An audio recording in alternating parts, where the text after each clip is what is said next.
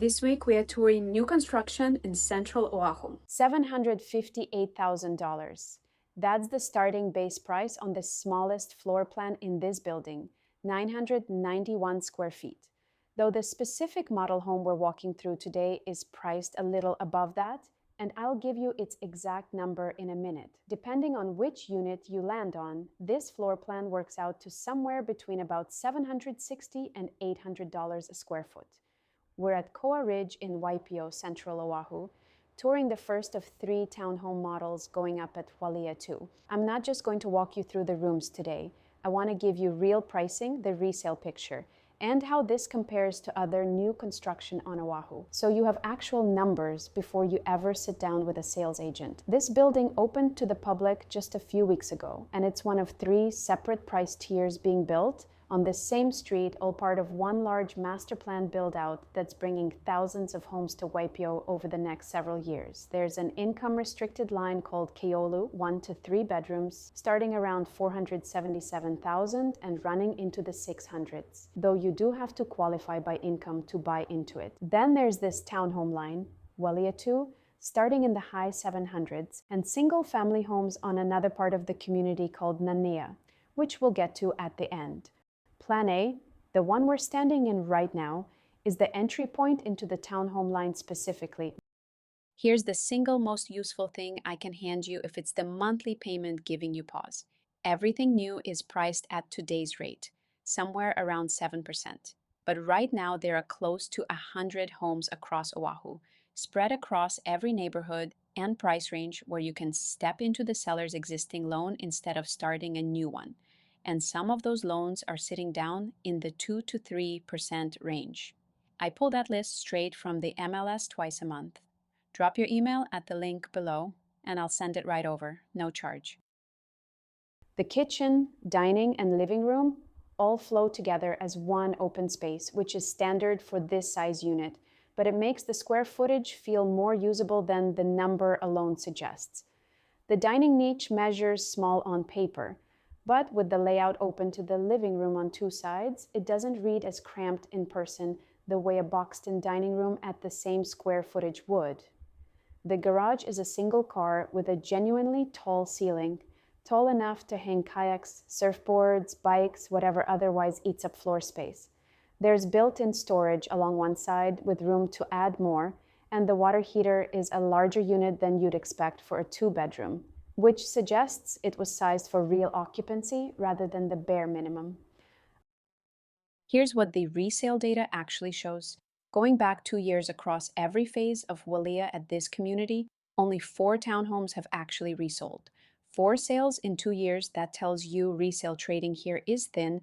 Most of what changes hands is still coming straight from Castle and Cooke, not from an owner reselling. Those 4 sold between $810,000 for a 1250 square foot unit and $910,000 for one of the largest 1557 square foot floor plans. And here's the useful part. Those sold prices came in a bit under what the builder charges new for the same size, the 1250 at $810 versus around $858 new. The big units in the 850s to 910s versus $948 new. So a well-priced resale can save you a little. But there's a catch. Resales here only move when they're priced right. 2 of those 4 had to cancel and cut their price before they finally sold. And there's one on the market right now asking just over $1,088,000. Above new construction pricing, that is sat about 95 days with no buyer. So a realistic resale saves you a bit, an overpriced one just sits. And with only a handful trading in 2 years, you may not even find one in the size and layout you want. That's a big part of why new construction is the practical route for a lot of buyers here. It's actually available and the pricing is right there on paper. There's a bigger market signal underneath that too. I pulled the Waipahu townhome and condo numbers this morning, and over the past year, the Waipahu median is actually down about 4%, while the island as a whole is up almost 7%. Homes here are taking around 52% longer to sell than they were a year ago. about 35 days now, but supply is still tight, under 4 months, and sellers who price right are still getting essentially their full asking price. So the read is a softening, more patient market, not a crashing one, and that's exactly the kind of market where a buyer has a little more room to negotiate, especially on a resale that's been sitting. The primary bedroom measures around 145 square feet on the floor plan and comfortably fits a queen bed with room to spare. And there's carpet in both bedrooms, while the living area stays hard flooring throughout. The primary bathroom has a good amount of cabinet storage and a single sink, and it runs a bit smaller than what you'll see in the next model, the C2, which has more total square footage to work with. The second bedroom, around 100 square feet, fits a full or queen bed comfortably too, just with smaller nightstands to make the clearance work. And here's that exact number I promised you. This specific model home we're standing in has a base price of $767,500, a little above the $758 starting point, because it's a particular unit and location within the building, not the very lowest one on the sheet.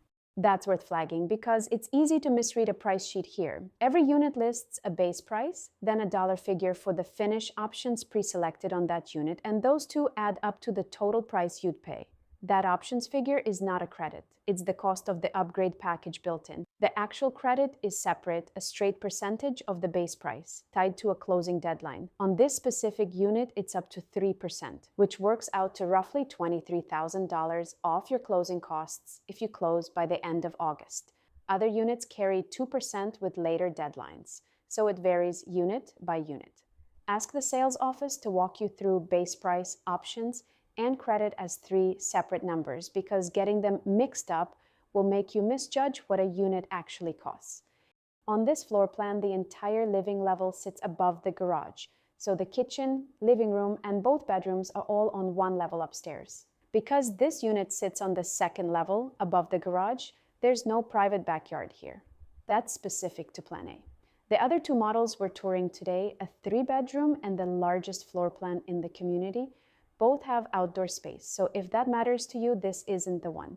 You can hear a little of the ongoing construction next door if you're standing near a window, but the insulation is doing real work. It's noticeably muffled, and it's the kind of noise that fades as the surrounding lots fill in. For context on that price per square foot number I opened with, Ka'ulu by Gentry has been running closer to $700 a square foot on their comparable smaller floor plan. This building runs higher than that, into the high 700s and low 800s, depending on the unit, and whichever credit happens to be active that month. I'm not saying one is better. They're different builders, different locations, different amenity packages, but if you're cross-shopping new construction on Oahu, price per square foot on comparable size units from comparable builders is one of the few numbers that actually holds up as a fair comparison, since the land under both is held roughly constant by the master plan itself. Worth knowing who's actually building it. Castle Cooke has been developing land in Hawaii since 1851, and their flagship is Mililani. Right next door, Hawaii's first master plan town, started in 1968 and built out over 40 years into 16,000 homes.